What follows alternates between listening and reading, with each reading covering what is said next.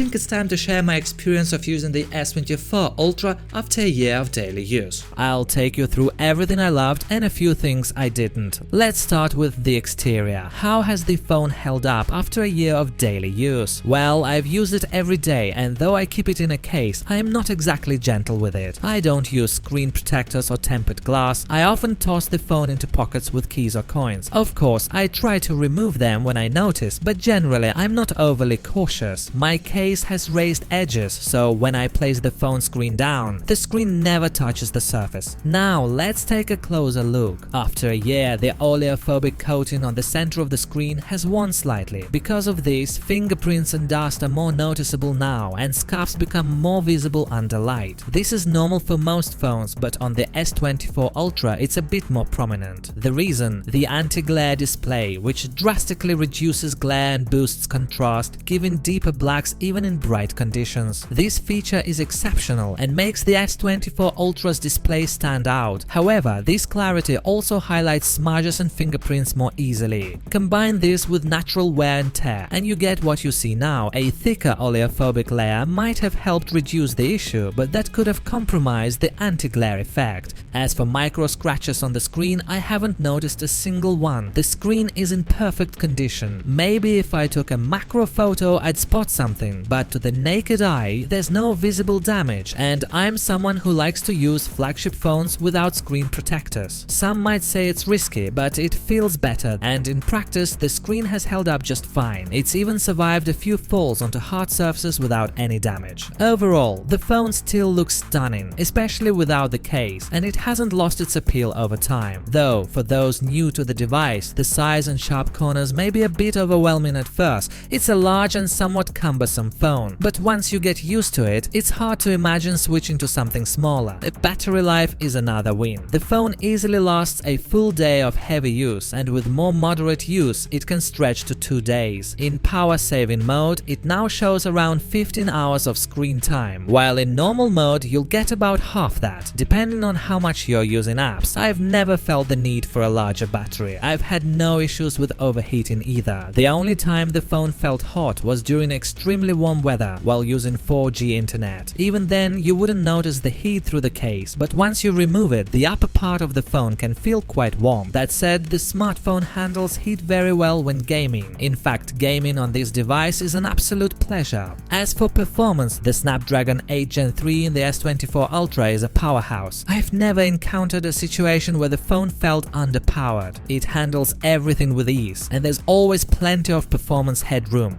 The S Pen remains a great addition, although Samsung didn't introduce anything revolutionary with it in 2024. However, paired with Galaxy AI, it feels like it has a new lease on life. Features like Sketch to Image are pretty cool, and the S Pen makes them even more convenient to use. Speaking of AI, the S24 Ultra is packed with AI features you've probably already heard about, so I won't go over all of them, but I will mention the ones I use the most. For starters, the Samsung Keyboard Assistant is incredibly helpful for checking grammar or tweaking writing style, especially when you're communicating in a language that isn't your native one. Not too long ago, I discovered Circle to Search, which I now use often to translate text directly from the screen. It's fast, convenient, and the animations are smooth and satisfying. AI continues to breathe new life into smartphones in an increasingly saturated market, and I am excited to see how Samsung will push the boundaries with the S25 Ultra. One UI is simply brilliant. It's loaded with high-quality built-in apps that set it apart from the Chinese competition, and the ecosystem is meticulously designed down to the finest details. There's not much more to say here, except that we're eagerly waiting for One UI 7, which promises to take things to the next level and address most of the issues seen in One UI 6. Now let's talk about the Galaxy S24 Ultra's cameras, arguably the most divisive aspect of the device. Samsung's image processing leans towards bright, saturated photos that are social media ready. Personally, I'm not someone who obsesses over pixel-perfect detail, so I appreciate the color accuracy, detail, depth, and overall overall results. In general, I'm happy with both the photos and especially the videos. I don't use the zoom function very often, which is what most users tend to criticize. However, I do think the switch from a 10x zoom to a 5x zoom hasn't been justified. Previously, the Ultra had a clear edge with its optical zoom, but now it's just like any other phone. Because of the relatively narrow aperture of its telephoto sensors, it noticeably falls behind competitors in low light. So the zoom is no longer a selling point for the S24 Ultra. I can't confidently say you should choose the Ultra if zoom is a priority for you. As for the main camera, I have no complaints. It performs flawlessly in any lighting conditions, though there hasn't been a major leap in quality compared to the S23 Ultra, and despite promises to improve the night mode with updates, it still hasn't been fully refined and continues to show artifacts. I probably shoot most of my videos on the S24 Ultra and they come out fantastic, with excellent stabilization and depth. In my opinion, this is the best video quality you can get on a smartphone,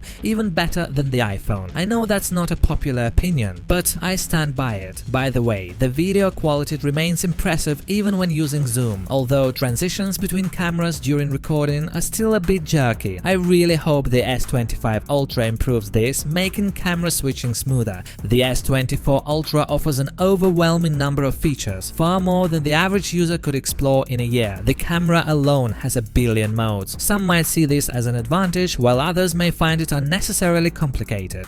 The S24 Ultra isn't the absolute best in every single category, but overall it's a tough competitor to beat. Just keep in mind, there's no such thing as a perfect smartphone or operating system. It's always about compromises, so don't stress if it's not the best in every department. Save yourself the frustration. What makes the S24 Ultra stand out is its balance. It's packed to the brim and offers a well-rounded experience. It's easily the best device we've seen in 2024, and at the same time, personally, it felt a bit uninspiring. Maybe I'm just overexposed to smartphones. But for those upgrading from a 3-4-year-old device, the S24 Ultra is an ideal choice. You'll feel the improvement in every way. And as for those who stuck with the S23 Ultra, you made the right call. There's no major difference between the two, except for the anti-glare display where the S24 Ultra clearly outshines the S23. But this isn't a knock on the S24 Ultra. In general, yearly upgrades between phone generations just don't make as much of an impact as they used to. To wrap it up, the S24 Ultra covers all the bases. After a year of daily use, it has never let me down. It's reliable and consistent. Guys, thanks for watching. I'll keep you updated regarding the S25 Ultra, so don't go far. Good luck to everyone.